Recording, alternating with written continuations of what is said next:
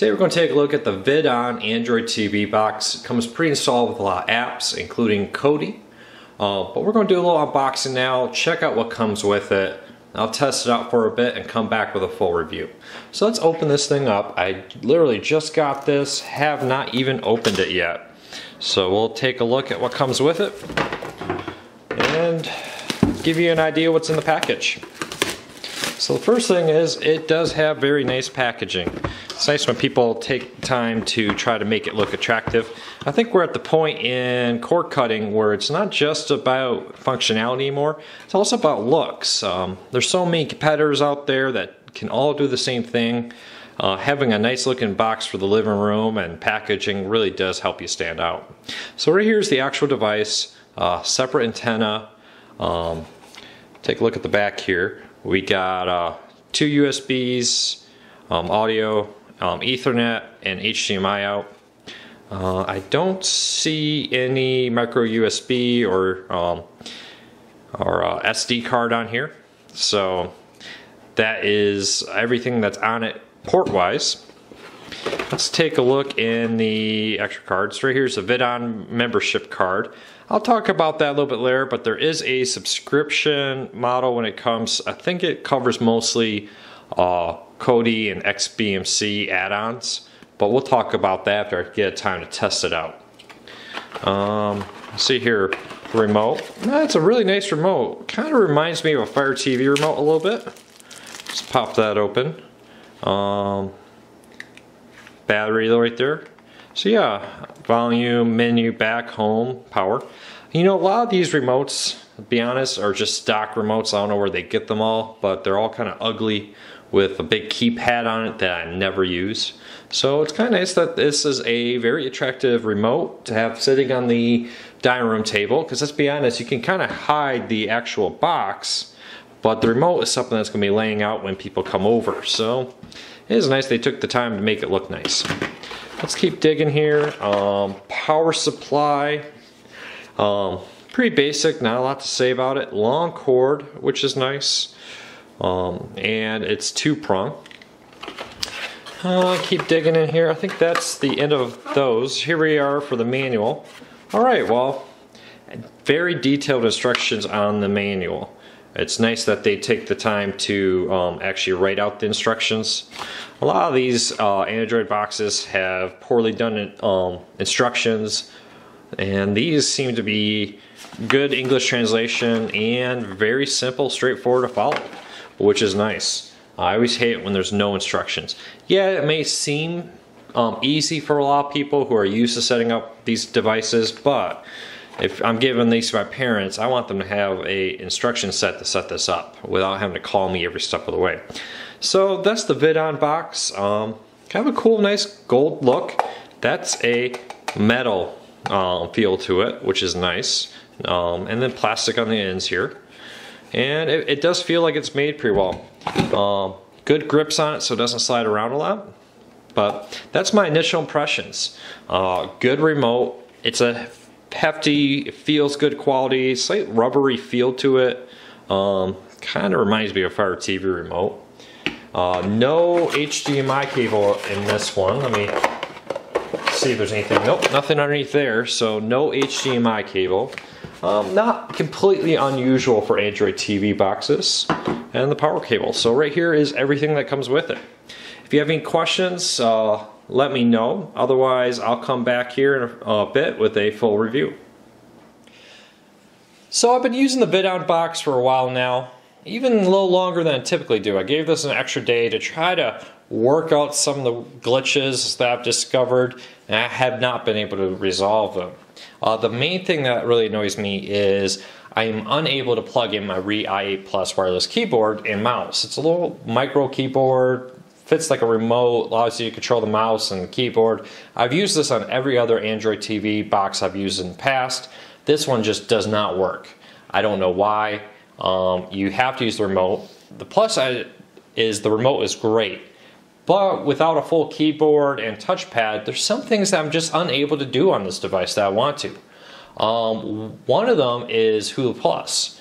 I have tried and tried to log in with Hulu Plus, and the The problem is I'm unable to enter a password. I'm right here. I'm clicking on trying to enter a password.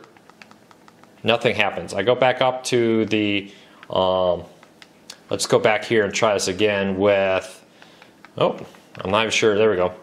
With hitting next in the keyboard, we'll just put a number in there. Just in case you think it's because I didn't enter a full email address, I have done that before. I just didn't want to list my full email address on the video. And you see I hit next and it goes to the hide option, but doesn't allow me to get to the password. I go back, I try to do it through here, I try to click on that, it just doesn't work.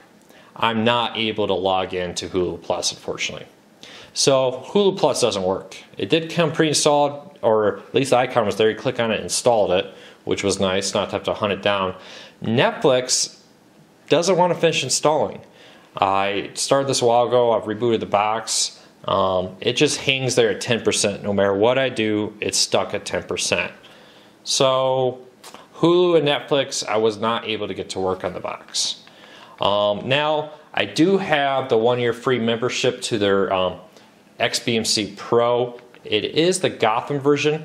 I'm not sure why there's 2 different versions of XBMC here installed. They both seem to go to the same point. I've been using the one on the right hand side here most, so let's go in there.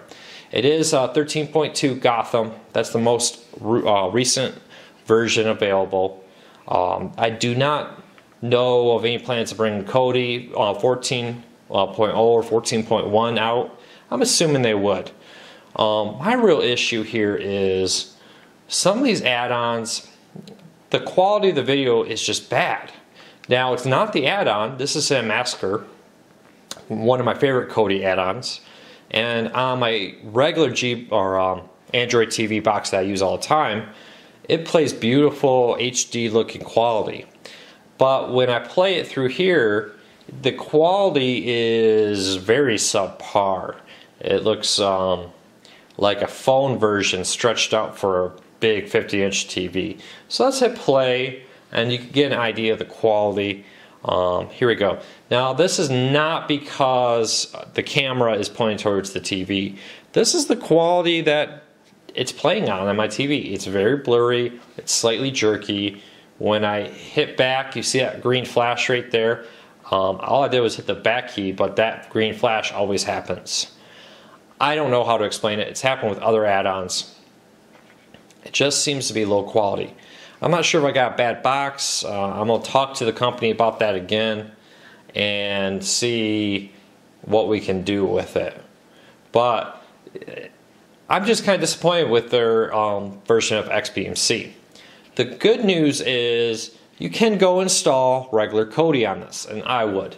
Honestly, I would always, when you get one of these boxes that has a skinned, themed XBMC, forget it. If you can, uninstall it. Otherwise, just don't even use it. Go install Kodi, go to the website, download it, get a fresh, clean copy, and that seems to resolve a lot of these issues. So, you know, beautiful box, great looking hardware, great remote, good specs on the hardware, a few things lacking, no 4K support, but you know, I don't own a 4K TV, so that's not an issue. It's considerably cheaper. I'm going to save money by not having a box with a 4K, and I don't plan to go get 4K TV right now. It has standard Wi-Fi, processor, all that kind of stuff. So a lot of pluses with the hardware on it. It does have a subscription service there that will allow you to play Blu-ray ISO files with all the Blu-ray menus and everything natively through the device. But if you don't carry a lot of Blu-ray ISO files around, the subscription service doesn't really give you a lot. It does give you a subscription to their XBMC Pro, but I'm not really sure what that does. You know, reading online, I thought, oh, maybe it auto-uploads some add-ons, it will maintain it for me, a subscription service, and I don't have to worry about installing the latest add-ons and managing that. It doesn't seem to do any of that. I did set it up. I'm launching it. It says, you know, VidOn XBMC Pro right there in the top left-hand corner. But it just seems to be a skinned version of XBMC and a one generation behind at that. And you see XBMC 14.2, excuse me, is the latest. So it's several generations behind. So I don't know what to tell you. Kind of disappointed with this software. Let's go back to the home screen here. While the remote's great, the menu here is kind of bland, which, you know, it's not necessarily a bad thing to have a straightforward, simple interface. There's nothing really confusing here. It is a step above the ugly standard Android TV, that multicolored thing you see on a lot of devices. But there's just nothing here. There's boxes with better interfaces and better software. So have to knock it way down, kind of a 5 out of 10 on this. You know, if you want a cheap box, you're looking to just install a standard Kodi on it, this could be good for that. If you want the HD audio out through optical, that works. Not all Android TV boxes have a optical audio out, but you do have to pay a subscription for that, $15 a year, to use that feature and to use the Blu-ray ISO DVD kind of menu system. So it is what it is. The most painful thing to me is not being able to use my Re i8 wireless keyboard. I love the ability to have a full keyboard, a touchpad, a mouse. Never was able to get the keyboard part of it work. It would randomly work with the touchpad on some parts but not others. So overall, big disappointment. Can't really recommend this device, but there is certain use cases you may want it. So do your research, find out what works for you. If you have any questions or comments, leave them at the bottom of the video. Otherwise, please subscribe for more great reviews.